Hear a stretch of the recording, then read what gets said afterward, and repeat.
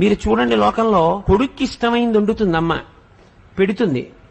వాడు మళ్ళీ మారు అడగలేదనుకోండి, ఏం తెగులు, ఇంత కష్టపడి ఉండేది ఎందుకు వేసుకోవు అందో. ఏనన్నా బాగులేదా, ఏమన్నా తేడాయా, ఇవాళ బాగా రాలేదా, ఏమన్నా తప్పు చేశానా, ఎంత బాధపడిపోతుందండి. ఏడు రెండో మాట వాడు వేసు తినలేదని, నువ్వు తినలేదే ఏం తినొచ్చావా ఏమన్నా అని ముందు అందో. ఎరా రెండో మాట వేసుకోలేదు, బాగులేదా ఇవాళ అంటుంది. అది అమ్మ అంటే. అందుకే అమ్మ సౌందర్యలహరి.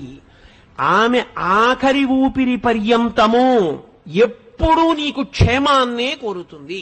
తల్లికి తండ్రికి ఉన్న చిన్న తేడా కారణం చేత తల్లికి పెద్ద స్థానం ఇచ్చారు. తండ్రి సమానుడు, నేను తక్కువ కాదని కానీ, తండ్రి పనికి మాలిన వాడని కానీ, తల్లితో సమానుడు కాదని కానీ నేను ఎక్కడా మాట్లాడటం లేదని మీరు గుర్తుపెట్టుకోవాల్సి ఉంటుంది. కానీ తల్లి తండ్రి కన్నా గొప్పది అన్న విషయం చెప్పడానికి నేను కించిత్ వెనకాడను, వేదమును నమ్మాను కాబట్టి.